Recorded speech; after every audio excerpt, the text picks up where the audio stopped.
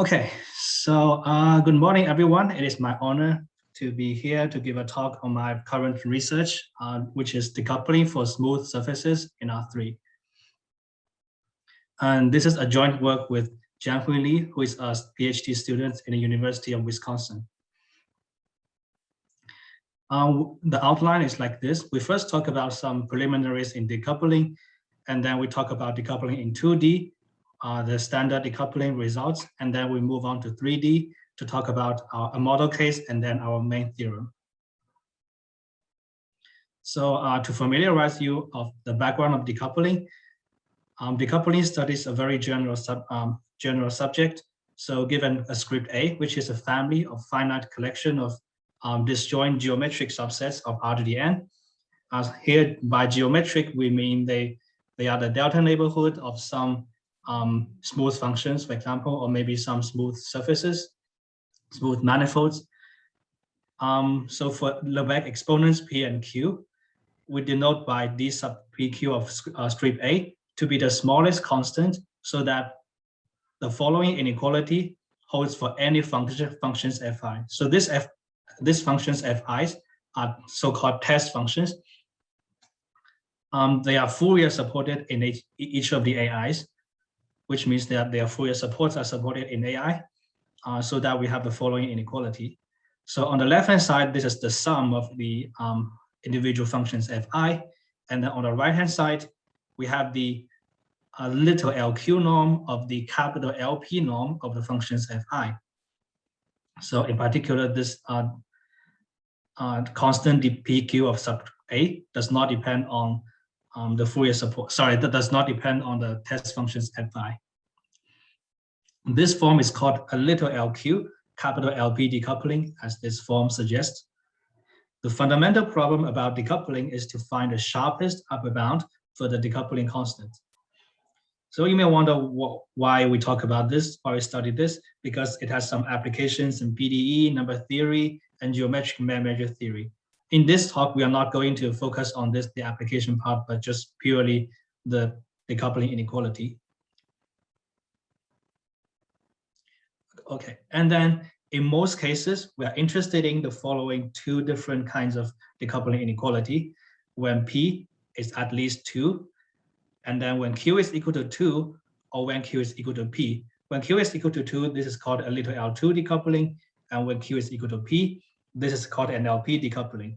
So these two are the two major cases that we study in decoupling. And because of Hurder's inequality, we see that we have the following trivial bound, which shows that the little LP decoupling inequality is bounded about by the little L2 decoupling inequality times a cardinality factor, which arises from applying the Hurder's inequality. So in this case, we often say heuristically that L2 is stronger than the LP decoupling inequalities. The converse is not true.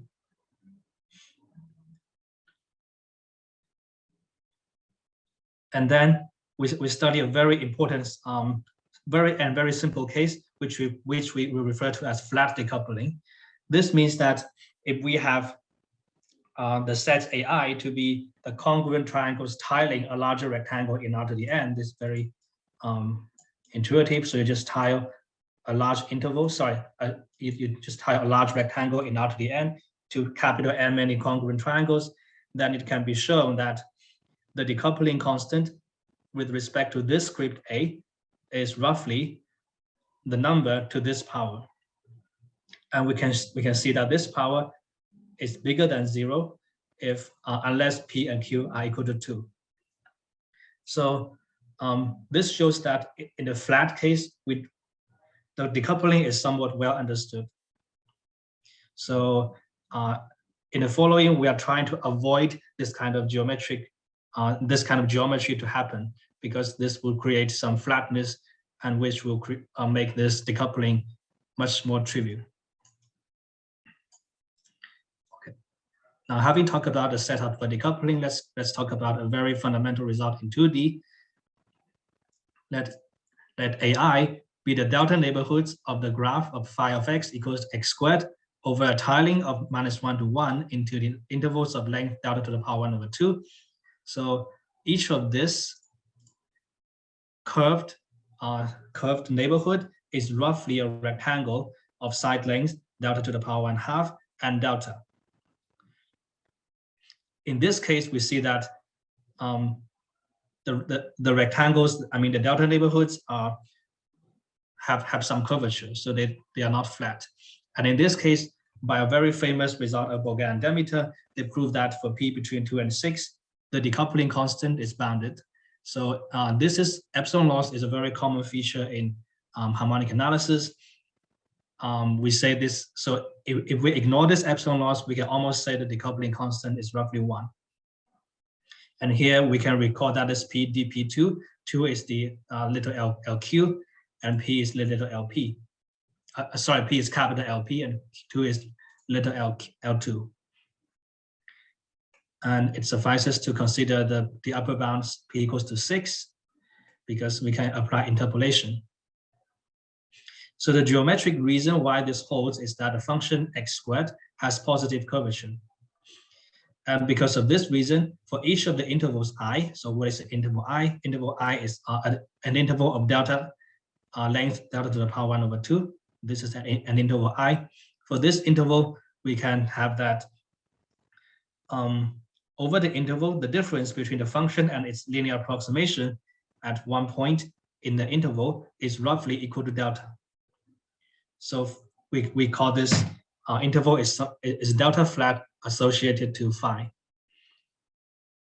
And we also know that the length of I is maximal. And the maximality is necessary because we want to avoid flat decoupling, as we just talked about.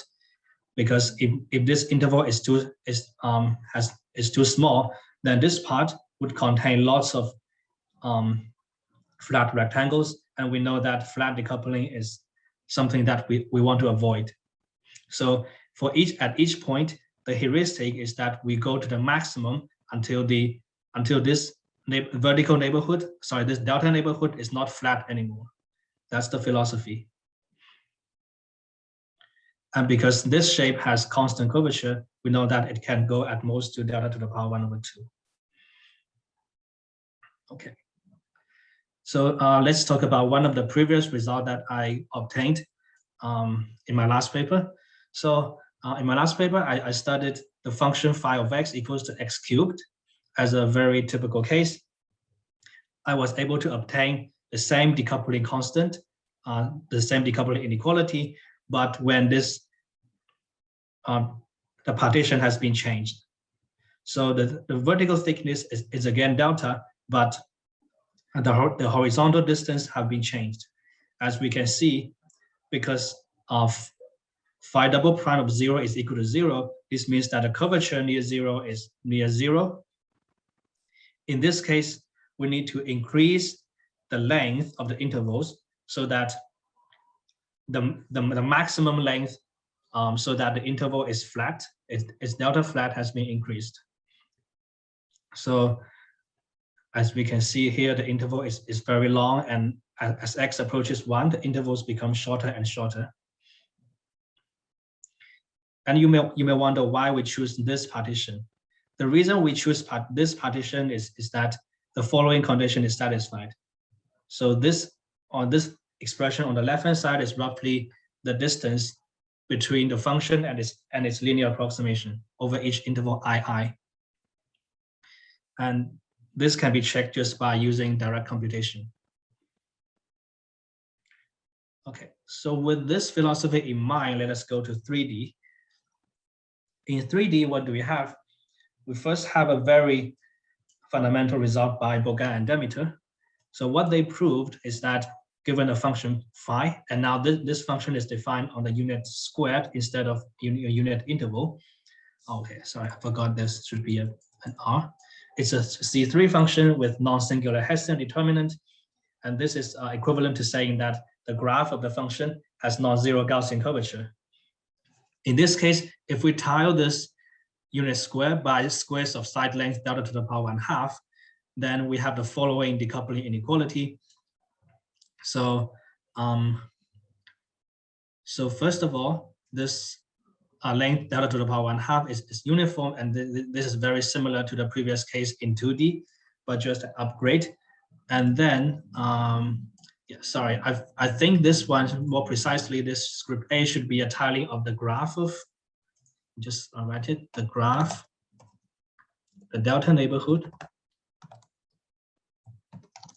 graph of phi over squares of side length delta to the power 1/2. So because the thing we are partitioning is the delta neighborhood, not just the coordinate plane.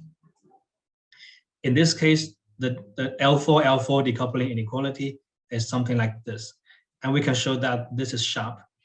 If phi is convex, then we can upgrade this to a stronger inequality, which is a little L2. Yeah, so we have two typical examples. In the non-convex case, we have phi of xy equals to x squared minus y squared, and in the convex case, we have the second inequality. So the reason why we cannot obtain the convex case is that, we cannot obtain the little L2 decoupling in the non-convex case is that the surface, for example, x squared minus y squared is the root surface, and therefore it contains some line segments on its graph. And I also forgot to mention that the number 4, so this the number capital P, the capital LP, this L4 is also sharp in 3D.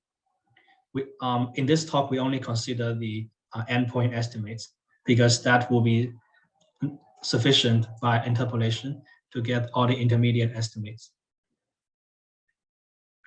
Okay. And then let's talk about adapted partitions in 3D. Suppose we consider the next model case x cubed plus y cubed. Can we find an adapted partition A in the same sense as in the 2D case so that the following decoupling inequality holds? And the answer is yes. But we first know that phi has 0 Gaussian curvatures on both axes because it's just by direct computation. And the rough criterion to choose this partition is also very easy. It's just a generalization of our choice in 2D. In this case, it's very easy because the function, the eigenvectors of this is perpendicular and is constant everywhere. So this condition is just an upgrade of the 2D condition. And what we obtain is exactly necessarily a Cartesian product of the partition in 2D. So as we can see, as xy approaches 0, the square is very large, but as xy approaches 1, the square becomes smaller and smaller. With this adapted partition, we can prove the following, so the aforesaid inequality of this form. Okay, so now I think I'm ready to state my main theorem. So the main theorem we have obtained recently is the following. Suppose phi is a smooth function and let delta be positive, then we can find a boundedly overlapping family, script A of rectangles AI, covering the unit square, so that the following holds. First of all, for each of the rectangle AI, the delta neighborhood of the graph of phi above each AI is an almost 3D rectangle. So this is equivalent to saying that the function phi is flat over this rectangle AI. So by flatness, I've just mentioned before that this means the difference between the function and its linear approximation is essentially bounded by delta. And most importantly, we have the following decoupling inequality for this family. Okay, and here I think again this script A should be thought of as the delta neighborhoods, not just the rectangles in the coordinate plane. So this in particular answers the question of Bogan, Demeter, Kemp, who conjectured that this would hold for an analytic function. but actually we can go slightly better. We can prove a slightly stronger statement by just proving this conjecture for any smooth function. And also we can obtain a little L2 decoupling in the convex case, which they didn't mention.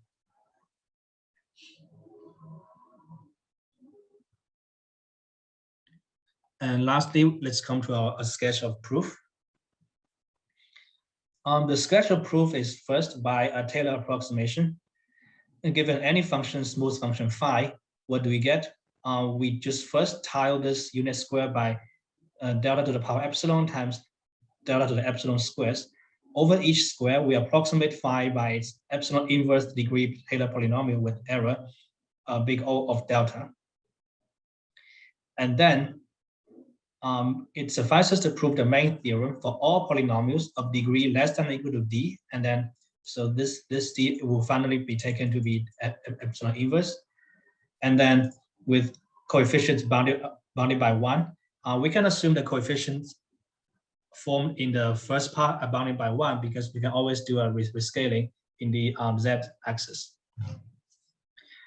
So it reduces the problem to proving a decoupling inequality for all polynomials of degree less than or equal to d, but very importantly, with the decoupling constant uniform in d, because we know that if we like the approximation on each of this square is heavily dependent on the scale delta. So if so in principle, it should depend, like all the coefficients are dependent on delta. And this is, if we just prove one decoupling inequality for each polynomial, this will not suffice. We have to prove it for uniformly for all polynomials in this form. And for this reason, let us consider a so-called uniform decoupling for all of the bivariate polynomials over the unit cube, the unit square. Since I don't have enough time, let me just talk about a sketch of the proof. The proof is by I have like 3 minutes or so. Okay, thank you. Mm-hmm. Yeah, so the proof technique is by induction of scales and very much resembles the technique of my previous paper in 2D. The step 1 is to write a large constant depending on epsilon only to be determined. We then construct partitions inductively at each of different scales of this form.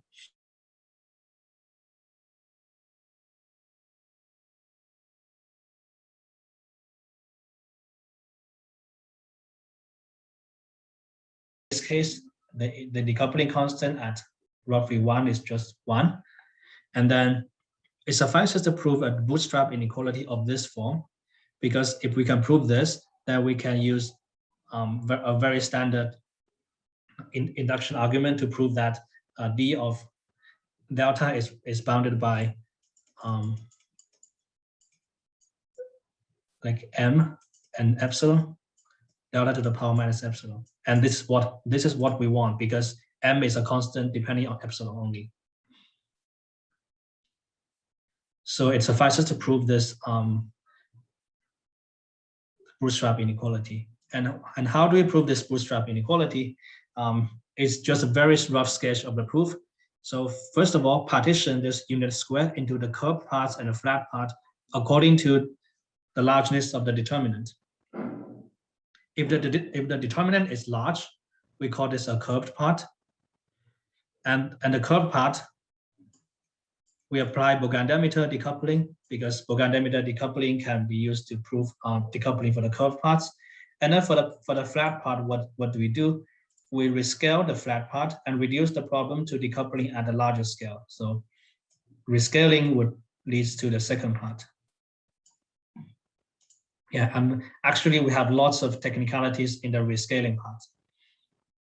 Yeah, but for this talk, I will just omit it because I don't have enough time. And you may wonder why we should use this, why we should use polynomials, because technically for 2 reasons. First of all, the polynomials satisfy a very good analytic property, So for each polynomial, no matter how many variables it has, the supremum of this variable over the unit squared, or maybe the unit cube, the unit ball, is comparable to the maximum of the coefficients of P in absolute values.